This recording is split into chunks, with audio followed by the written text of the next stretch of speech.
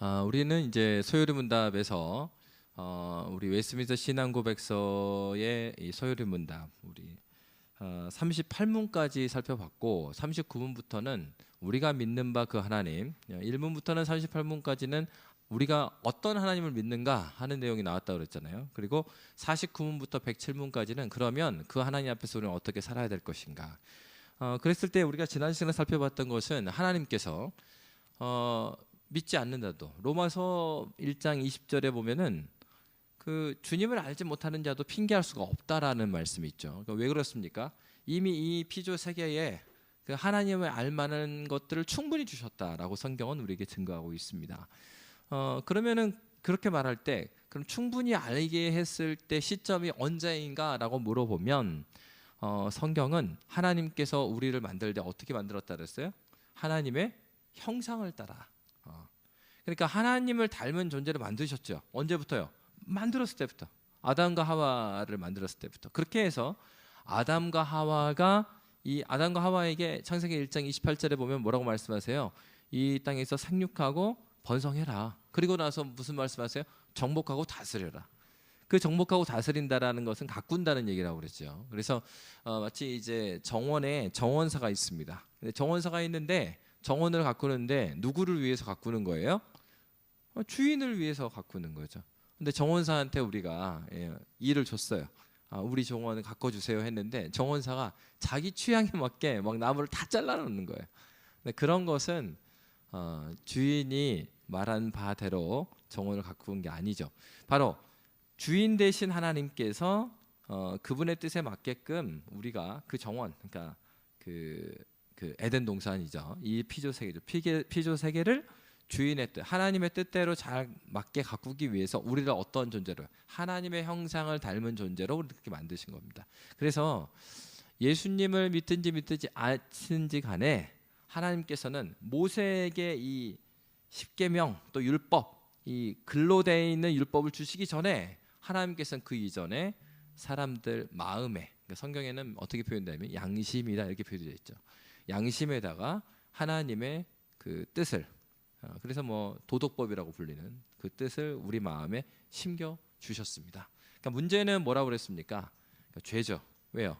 이사야의 고백을 보면은 죄가 우리의 눈을 가리웠다 그랬어요. 그러니까 우리도 지금도 우리가 살펴보면 여러분 가장 어려운 게 뭐예요? 가장 어려운 건 회개입니다. 자기가 잘못했다고 정직하게 용서를 구하는 것이 가장 어렵죠. 그리고 그것을 인정하지 않으려고 해요. 그게 가장 어려워요. 근데 바로 그 죄가 하는 일들은 바로 그것이죠. 자신이 누구인지를 보지 못하게 해요.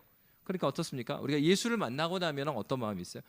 정말 내가 그때 너무 나쁘게 살았구나 이런 생각을 많이 하는데 예수님을 만나지 못하게 되면요, 내가 예수 안 믿는 게 뭐가 죄냐? 내가 남들한테 피해 준 적이 없고 뭐 이렇게 살았는데 왜 그렇습니까? 죄는 우리의 눈을 가려요. 그러니까 자기 자신을 정직하게 바라보지 못하도록 하는 겁니다. 바로 하나님께서는 원래는 하나님 앞에서 내가 누구인가를 정직하게 볼 수 있도록 우리를 만드셨죠. 그래서 양심에 하나님의 뜻을 새겨 주셨는데, 그런데 죄가 우리 안에 들어오므로 우리는 그 죄가 무엇인지를 제대로 보지 못하게 되었다. 그래서 결국은 하나님께서 그렇기 때문에 무엇을 하셔요? 그의 백성과 언약을 세우십니다. 약속. 무슨 약속이요? 구원의 약속. 하나님께서 그래서 그의 백성과 함께 범죄한 즉시 구원에 관한 약속을 하시죠. 그것이 이제 창세기 3장 15절의 말씀이죠. 그래서 하나님께서 이 뱀, 당시에 죄를 짓게 유혹했던 뱀과 또 여자 이 아담과 하와가 하나가 되지 못하도록. 왜요? 이 뱀하고 같이 있으면 어떻게 돼요? 뱀이라고 상징되는 이 사탄과 같이 있게 되면은 계속 죄가 들끓게 되는. 그래서 우리 안에 죄 지은 상태로 멈춰 있는 게 아니라 이게 점점 더 심해지는 거죠. 그거를 하나님께서 막으셨습니다. 그래서 창세기 3장 15절에 보면 너와 여인의 후손이 너와 여인이 원수가 되게 하겠고, 그리고 너의 후손과 여인의 후손이 원수가 되게 하겠고, 여인의 후손이 나타나서 내 머리를 밟을 것이고 너는 그의 발꿈치를 물 것이다. 이런 말씀. 그것이 이제 원시적인 복음. 복음에 있어서 아주 희미하게 그리스도 예수를 우리에게 주셔서 이 죄의 문제를 해결하실 것에 대한 약속을 하나님께서 하십니다. 그리고 그 이후에 보면 계속해서 하나님께서 이 구원의 약속을 조금씩 점진적으로 발전하셔서 하게 되는 걸 볼 수가 있어요. 그래서 뭐 그 아담하고는 이런 언약을 맺으셨죠. 이렇게 원시 복음에 대한 언약을 맺으셨고, 그 이후에 보면 제가 간영했을 때 홍수 심판을 하시고 나서 노아에게는 어떤 약속을 하십니까? 무지개 언약을 하시죠. 그래서 무지개를 보이셔서 어떻게 말씀하셨어요?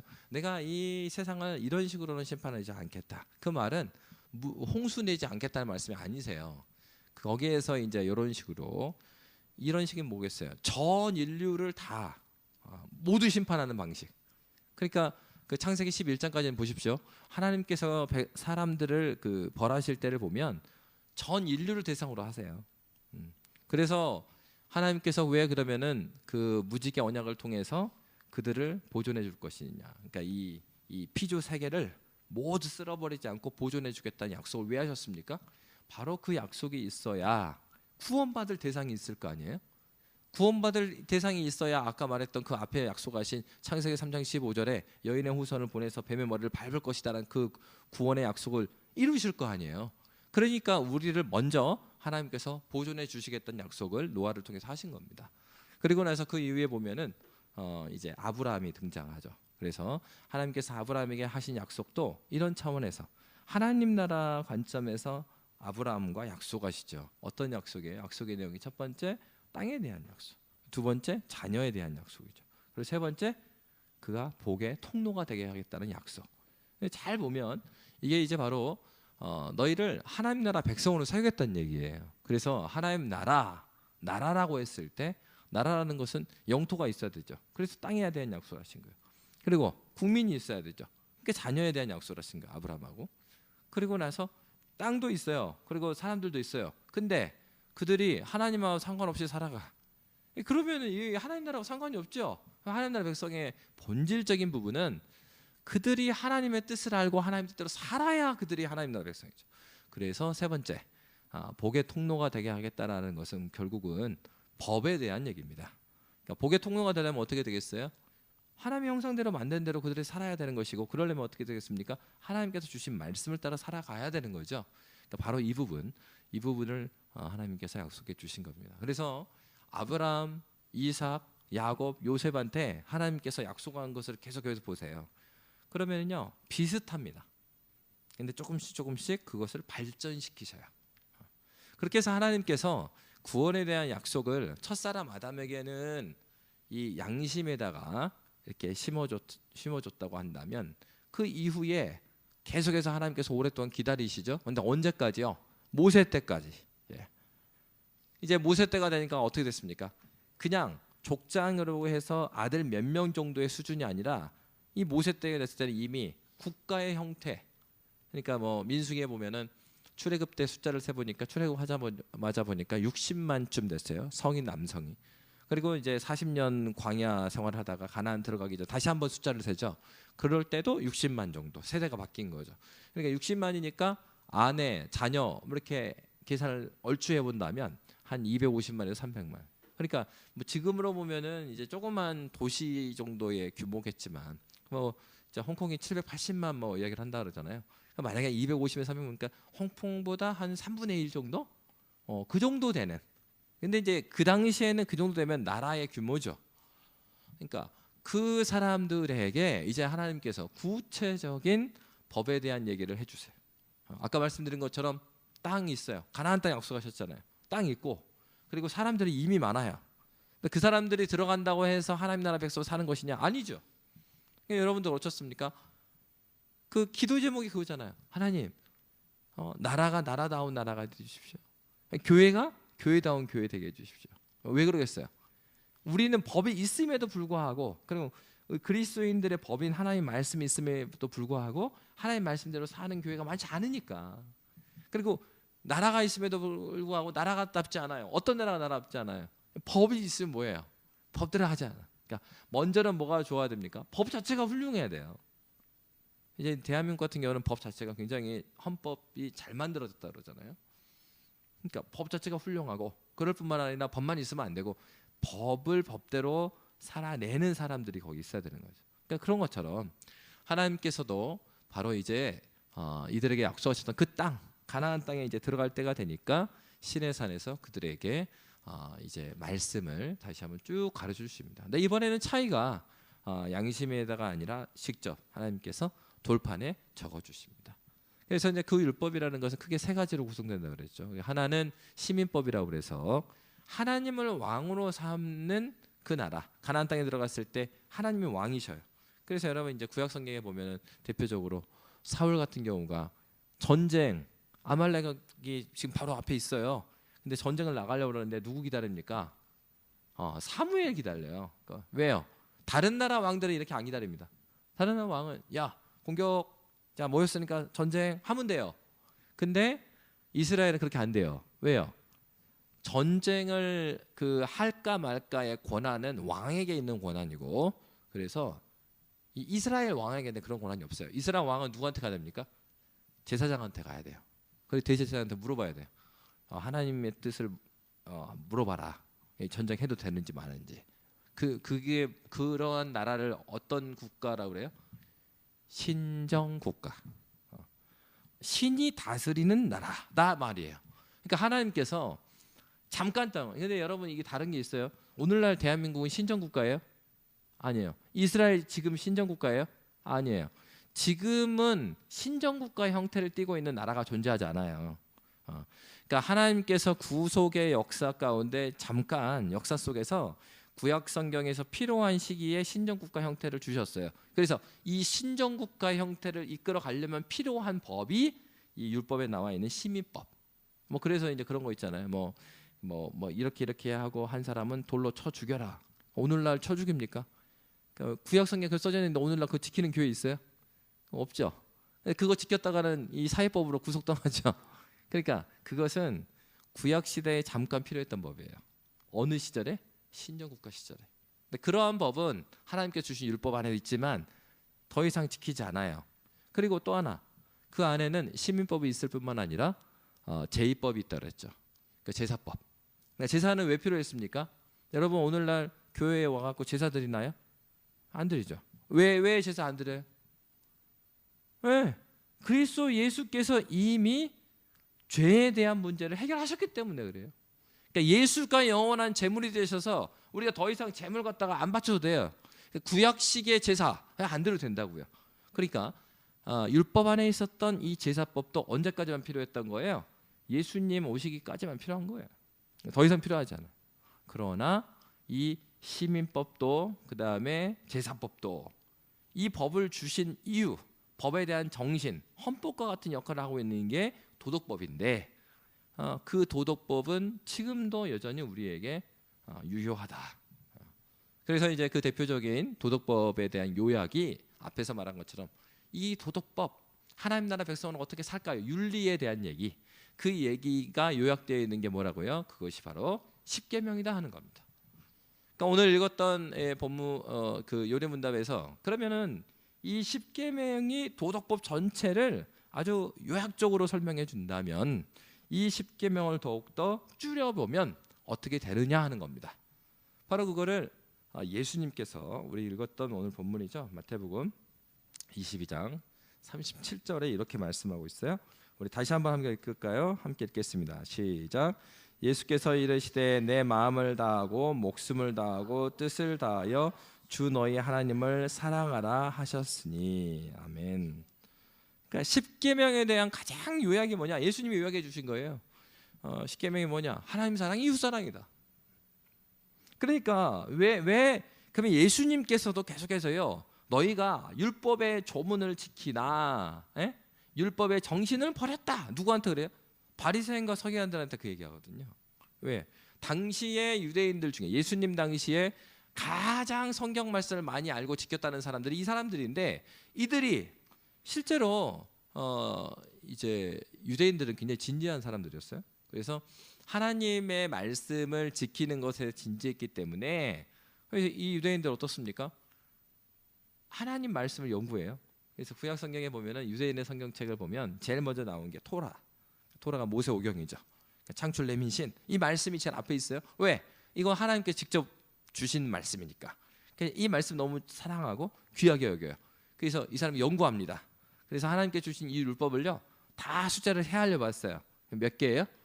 613개야. 이거 하나하나를 다 숫자한 거예요. 그래서 어느 정도냐면 신명기 말씀에 보면은 신명기 6장에 보면은 이스라엘아 들으라 쉐마 이스라엘. 그래서 이스라엘아 들으라 그래요. 그렇게 하면서 뭐라 그러냐면 너는 이 말씀을 자녀들에게 막 가르치라 그러면서 네 어깨에다 메고 네 미간에다 둘러 매며 그리고 문지방에다 붙여놓고 막 이런 말씀이 나와요. 그러니까 오늘날도 정통 유대인의 집에 가면요 문지방 옆에가 뭐 상자가 있어요. 그러면 그 상자 열어보잖아요. 그러면은 쉐마 이스라엘 신명기 6장 4절 말씀 그냥 들어가 있어요. 그러니까 여기도 정통 유대인 어깨에 보면은 여기 팔에 조그만 상자 하나 붙어 있어요. 그리고요 그럴 뿐만 아니라 그 정통 유대인들 보면은 홍콩에도 이렇게 한 번씩 그 운전하신 분들 중에 그 유대인들이 있으신 것 같아요. 예전에 우버를 한번 탔는데 그분이 여기 빵 모자 같은 거 하나 쓰시고요. 그다음에 수염 막 기르신 분들 있어요. 그런 옷 입고 그런 분들 잘 보면 이 허리춤에 끈 같은 거 이렇게 매져 있습니다. 그래서 끈 옷술이 막 이렇게 나와 있는 옷이에요. 근데 요 그 옷술로 나와 있는 거 그 옷 그 실 가닥을 세 보잖아요. 몇 개겠어요? 그래요. 613개예요. 그러니까 그 유대인들의 진짜 구약의 말씀대로 그대로 지켜 행하려고 한 사람들이에요. 진지한 사람이라니까요. 그래서 문지방에도 붙여놓고 어깨에다도 붙여놓고 미간에도 해놓으니까 여기다 끈 해가지고 여기다도 하나 있어요. 그리고 여기 옷술에다가도 다. 그래서 이 말씀을 그 알고 지키고 이거를 삶에다가 다 붙여놨다고요. 그러니까 유대인들은 어떻게 했어요? 옷 입는 것만 봐도 저 사람이 유대인인지 아닌지 알 수 있는 거예요. 그러니까 유대인들 너무나 중요한 게 뭐예요? 하나님 말씀이죠. 그러니까 유대인들은 어떻게 생각했어요? 와, 내가 그 나면서부터 어렸을 때부터 이런 교육을 받았는데 우리처럼 그러니까 유대인이 우리 유대인처럼 이렇게 하나님 말씀을 들은 사람 이 세상에 있어요? 없어요. 그러니까 뭐가 생깁니까? 굉장히 이제 여기에 교만이 생겨요. 그래서 613가지의 율법을 지키려고 하면 어떻게 해야 되느냐 해서 거기에다가 이제 플러스해서 613가지의 율법을 잘 지킬 수 있는 방법들을 랍비들이 막 연구해서 가르치기 시작해요. 그런 게 이제 미드라시 막 이런 것들이에요. 그리고 이제 이에 대해서 막 토론한 토론집 그게 탈무드예요. 그러니까 랍비들이 구약에서 말하고 있는 성경을 어떻게 잘 지켜야 되겠냐 자기들끼리 막 토론하고 한 내용들을 쫙 적어놓은 거예요. 그래서 뭐라 그래? 지혜의 책이라고 그러잖아요. 탈무드가. 그러니까 하나님 말씀을 지키려고 하고 하나님 말씀에 누구보다도 진지하게 임했던 사람들인 거예요. 그러니까 이 사람들이 볼 때 자기들보다 이렇게 진지하게 구체적으로 옷 입는 것부터 해서 그러니까 아침에 옷 입으려면 얼마나 복잡하겠어요. 여러분 이렇게 입고 와도 우리 아침에 나오려면 시간 걸리잖아요. 이 사람들은 여기도 해야 되고 팔에다도 해야 되고 이것도 이게 막 너무 많아. 근데 이거 하나하나 했으니 이 사람들이 생각할 때 하나의 말씀은 누구보다도 자기들이 잘 안다고 하는데 예수님이 물어보잖아요. 선생이시여 선생님 말씀에 영생을 얻으려면 어떻게 해야 됩니까? 야 너희가 믿는 율법에는 뭐라고 나와 있냐? 아 율법이요. 이렇게 해라 저렇게 해라 저렇게 해라 합디다. 그럼 너 지켰냐? 아 내가 다 지켰습니다. 난 어릴 때부터 나면서부터 유대인이었고요. 어릴 때부터 쭉 해갖고 난 바리새인으로 이렇게 살고 있습니다. 예수님이 그러죠. 아 그래 그러면은 네가 가지고 있는 재산을 가난한 자에 다 팔고 와라. 그러니까 근심하고 왔다. 이렇게 이제 성경이 무슨 얘기예요? 613가지뿐만 아니라 거기에 부과된 많은 자기들이 만든 거 613가지를 하나님이 직접 주셨다 해요. 그리고 그 외에 자기들이 만들어 놓은 뭐 복음서에 보면은 장로들의 유전 뭐 이런 표현 나오죠. 그게 그런 얘기예요. 하나님 주신 율법에 더해서 어떻게 하면 하나님 말씀 잘 지킬 수 있는 그런 걸 쭉 적어 놓은 거예요. 근데 그것까지도 어릴 때부터 철저히 지킨 거예요. 그러니까 아니 근데도 뭐가 남아 있어요? 니고데모나 밤에 찾아온 부자 청년의 마음에는 그럼에도 불구하고 해결되지 않는 이 마음이 있는 거예요. 그럼에도 불구하고 뭔가가 부족해. 루터가 그러잖아요. 그가 수도사였단 말이에요. 오늘날로 하면은 신학생이었단 말이에요. 그래서 이렇게 저렇게 하면은 구원을 받는다라고 막 배웠는데 해본 거예요 다. 그래서 수도원에 들어가잖아요. 금식해보고 뭐 시키는 대로 해봤는데도 막 이게 해결이 안 되는 거예요.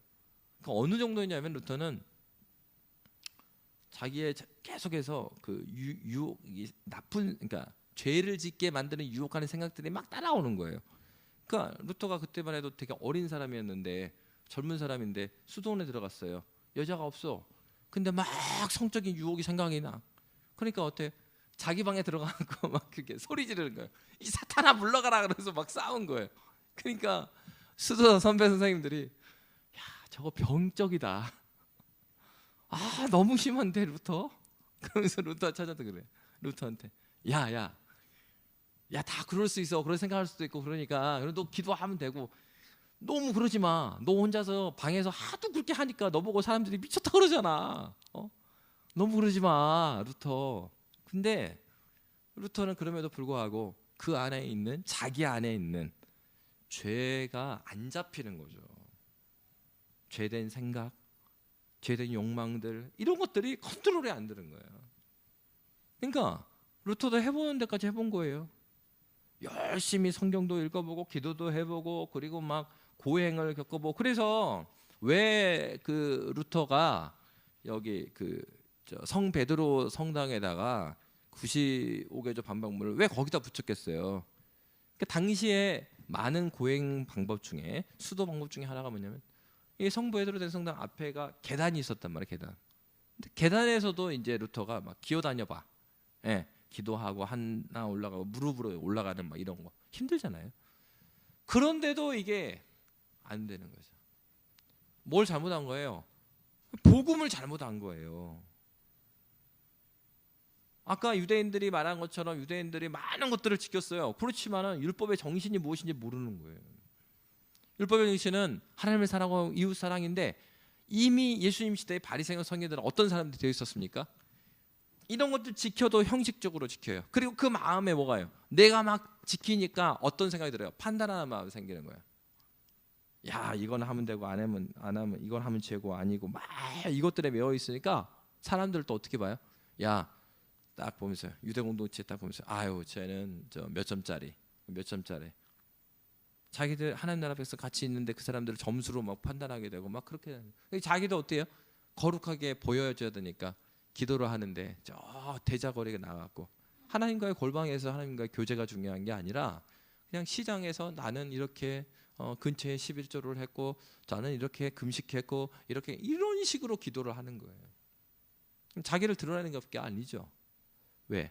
거기에 하나님께서 이 말씀을 왜 주셨냐 하는 율법의 정신이 없었기 때문이에요. 바로 예수님께서 이 땅에 오신 이유가 무엇입니까? 예수님께서 바울은 말하기를 예수님께서 율법을 폐하는 것이 아니다. 예수님 뭐하러 오셨어요? 율법을 완성하러 오셨다. 율법을 완성하러 오셨다. 이 얘기는 하나님께서 주신 율법이 부족하다는 얘기가 아니에요. 율법은 딱 어디까지입니까? 우리가 죄인이라는 것을 깨닫게 해주는 데까지예요. 하나님 나라 백성이 이렇게 살아야 된다라는 정신을 이 십계명이 가르쳐줘요. 근데 이 십계명이 가르쳐주지만 이 십계명 누구한테 준 겁니까? 애굽에 있을 때 준 거예요? 아니면 애굽에 탈출하는 그들에게 준 거예요? 애굽에 나온 구원받은 백성한테 준 거예요. 그러니까 하나님께서 이 율법을 주신 정신이 뭐 있어요? 하나님 나라 백성으로 살아가는 방법에 대한 얘기예요. 그리고 또 반대로 죄에 빠진 인간에게는 이 하나님 나라 말씀대로 하나님 나라 백성이라면 이렇게 살아야 된다는 방법을 알려줬는데 이대로 살려고 하면 뭘 발견하게 돼요? 오라 나는 공고한 자로구나. 누가 나 이 사망의 늪에서 나를 건져냈고 이 바울의 고백이잖아요. 이걸대로 지키려고 했으나 지키지 않아지는 죄된 나를 발견하는데 율법의 기능이 있는 거야. 목적이 있는 거야. 바로 그래서 이 율법을 통해서 뭘 깨달아요? 나로서는 안 되는구나. 이걸 깨닫는 거예요. 내가 뭘 해서 되는 게 아니구나. 그럼 율법 왜 주셨어요? 그렇게 함으로써 누구를 바라게 되는 겁니까? 하나님의 은혜를 바라게 되는 거예요.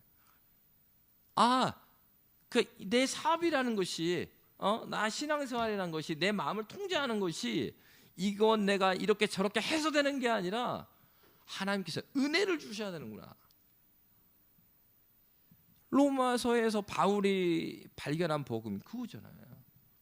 죄가 너무 컸어. 죄가 너무 커요. 나는 공부하는 사람 누가 이 사망이 되면 나를 건져낼까? 그렇게 해갖고 여러분 바울 사도 같은 사람이 그렇게 말하잖아요. 바리새인 중에 바리새인이 있는데 하나님 말씀을 누구보다도 많이 알았을 뿐만 아니라 누구보다도 많이 실천했던 사람이라고요. 그리고 바울은 어떤 사람이었습니까? 바울은요 열정과 헌신을 빼면 말할 수 없는 사람이에요. 예수님 만나기 전에도 얼마나 열정과 헌신이 강했어요? 아니 부활을 증거하는 사람 비판만 하고 아유 저 사람들 신성모독이네. 하나님이 저주받아 죽은 예수를 말이야 살아났다고 해? 이거 그러면 하나님의 저주를 익스큐즈 해버리는 거네. 저기 신성모독이야. 이 정도가 아니고 직접 그렇게 말했더니 잡아 죽이러 다녔다고요. 근데 바울 사도가 복음을 발견하고 나서 그 열정과 헌신 그대로 있습니다. 그래요. 뭐가 달라진 거예요? 복음의 핵심을 아느냐 모르느냐예요. 예수님 만나기 전에 바울도 여전히 열정과 헌신의 사람이었어요. 예수 만나고 나서도 바울은 열정과 헌신의 사람이었습니다. 어느 정도로요? 그 사랑의 크기가 너무 컸어요. 왜 그렇습니까? 바울 사도와 같이 불행한 사람이 어디 있어요? 왜요? 인간적으로 보면 너무 불행하죠. 예수님 만나기 전에는 부활 증거하러 다니는 사람 잡아 죽였습니다. 그러니까 유대인들 볼 때는 어떤 유대인입니까? 진짜 유대인이. 야, 하나님 믿으려면 누구처럼 믿어? 바울처럼. 바울까지는 못 미쳐도 바울 닮아가는 삶을 살아야지 이렇게 인정받았던 사람이 바울. 그런데 하루아침에 다메섹 도상에서 부활하신 예수님 만났어요. 이 바울이 회심하고 나니까 유대인들에게 바울이 어떻게 여겨졌겠어요? 배신자 중에 배신자. 그럼 여러분 그래서 어느 정도였습니까? 바울을 잡아 죽이지 않고는 나는 먹지도 자지도 않겠다고 하는 사람들이 몇 명이라고 그랬어요? 40명이 40여 명의 사람이 자기 잡아 죽이러 따라다녔다고요. 그런데 그러면은 바울 사도 입장에서 그러면 자기가 복을 받았으면 초대교회라도 자기를 안아줘야 되잖아요. 초대교회가 안아줬냐고. 초대교회의 말씀은 우리가 갈라디아서 말씀 맞지만 갈라디아서에 보면은 사도 바울이 예루살렘에 가갖고 야고보와 베드로를 만나는 내용이 나와요. 근데 그때가 언제냐면 바울이 회심한 지 17년이 된 겁니다. 거기에 이제 그런 말이에요. 친교의 악수를 나눴다. 그 얘기는 그때야 사도들이 바울을 인정해 준 거예요. 바울 이미 저 이방 동네 가서 복음 전하고 많은 교회가 생겼어요. 17년 동안 바울은 의심받은 사람이었던 거예요. 여러분 그것도 이해되지 않겠습니까?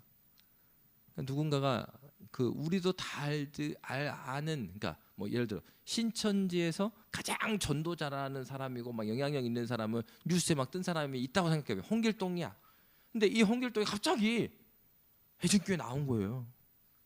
그리고 자기 예수님 만났대. 자기는 옛날 거를 회개한대. 그래서 막 계속 나와요. 그 여러분 어떻게 하겠어요? 형제요 반갑군요. 그래서 막 교제 그렇게 할 수 있어요? 저 진짜 만난 거 맞아? 어떻게 애진교회를 이번에는 이제 산을 옮기려고 온 거 아닌가? 여러분 초대교회도 똑같은 거예요. 바울사도 회심했지만 바울사도 계속해서 의심의 눈초리를 보는 거예요. 그러니까 유대인들은 배신자라 그럴 수 있겠지만 초대교회 안에서 그랬단 말이에요. 그러니까 계속해서 바울 서신에 보면 바울이 자기 사도성에 대한 얘기 하잖아요. 나 사도다. 그러니까 자기가 그 얘기를 하지 않으면 아무도 안 믿어. 그러니까 이런 사람들이 있어요. 의심을 받아. 자기의 정체성에 의심 받는데 자기 정체성 의심하지만 주변에서 아니야 저 사람 그런 사람 아니야라고 말을 많이 해주는 사람이 있는가 하면 사도 바울은 어떤 사람이에요? 자기가 말하지 않고는 그거를 증언해 줄 사람 없어요. 다메섹 도상에서 똑같이 예수님 이렇게 나타났을 때요 바울만 있었던 게 아니죠. 근데 그 음성은 누구만 들었어요? 자기만 들었어요. 같이 간 사람들이 같이 그 주님의 음성을 들은 게 아니라고요. 부활하신 예수님 자기가 만난 거예요. 거기서 그게 자기가 증언하지 않고는 아무도 안 믿어요. 자기가 의심받는데 자기가 증언을 해요. 그 얼마나 신빙성이 떨어져요. 이 사람들 안 믿어주는 거예요. 이거를 17년 동안 했다고. 그렇다고 해서 바울이 자신의 그 헌신적인 삶을 집어 던졌습니까? 아니죠. 여러분, 바울에게 있어서 바울은 굉장히 열정과 헌신이 있었고 또 굉장히 뜨거웠던 사람이기 때문에 마가 같은 경우에 1차 전쟁 때 함께 갔다가 도망가잖아요. 힘들어갖고. 그러니까 그 다음에 어때요? 마가 못 데리고 간다. 그래서 바나바하고 싸워갖고 찢어지잖아요. 그럴 정도의 사람이었어요. 그러나 바울은 그러한 의심을 받음에도 불구하고 하나님의 사랑, 그리고 그가 얼마나 교회를 사랑했습니까? 자기가 그렇게 의심받고 있는데도 불구하고요. 마게도냐에 있는 교회들 고린도후서 말씀에 보면은 그 헌금에 대한 얘기가 나온다고요. 연보에 대한 얘기가 나온다고요. 그러니까 마게도냐 교회들은 다 누구한테 복음 받았어요? 자기한테 복음 받았습니다. 그러니까 이 교회들은 어느 교회예요? 이방인 교회예요. 그 당시에 예루살렘 교회가 이방인 교회들의 인정을 잘 안 했죠.